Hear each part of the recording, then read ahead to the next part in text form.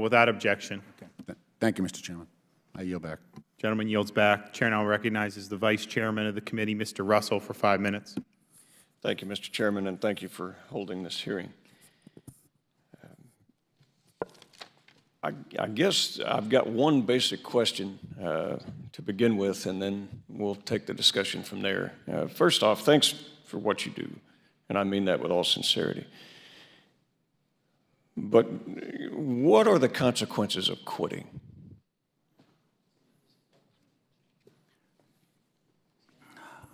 That's hard for me to describe. The consequences for quitting in Afghanistan? Sure. The administration's statement is that if we do, the country will turn into a terrorist haven. Okay, and I agree with that assessment. And I think that that ought to frame really everything, Mr. Chairman, that this hearing focuses on.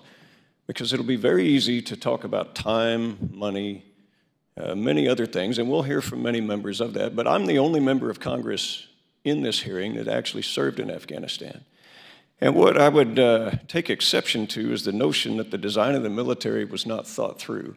I'd be happy to talk with you offline about how it was designed, how the Soviet forces made a complete disaster of it, where they weren't able to retain soldiers, they weren't able to train them technically, which you've pointed out in your hearing today, that we've actually had great success with that, with Special Forces, with Black Hawk pilots, with a number of other things. There is a multitude of problems in the country, corruption being first and foremost, and everyone on this committee would agree that we need to try to curtail that. But I, sir, remember when large portions of the country were not even occupied by any central government. How many warlords occupy Afghanistan today?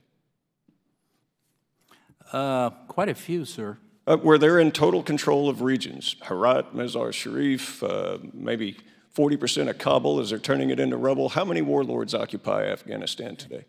And sir, let me just clarify. We're not talking about ultimate success. As I said, I think there has been success.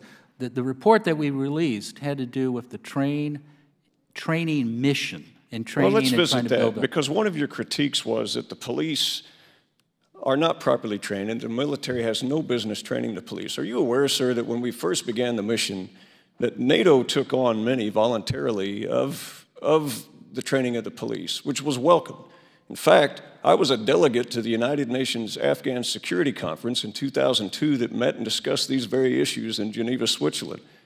After pulling, my jeans and shirt to try to get to Geneva out of a duffel bag after sitting cross-legged on a carpet in Afghanistan. But we understood the security issues there, and one of the problems, sir, was infiltration.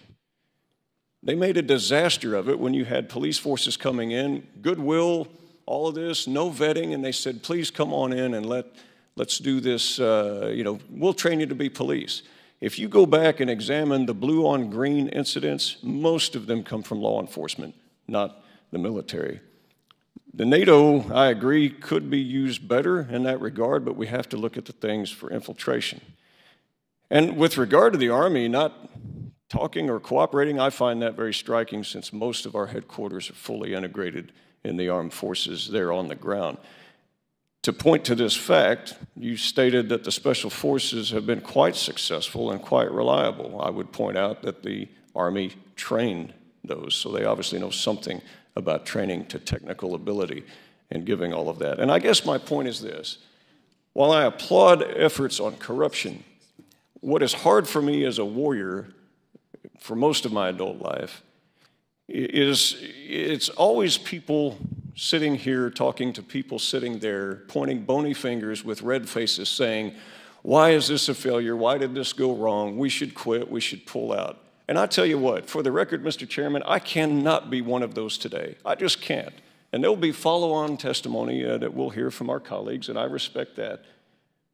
But quitting is going to have disastrous effects. And the more that we feed this narrative that our nation does not have the will and the resolve to get things done is part of the problem.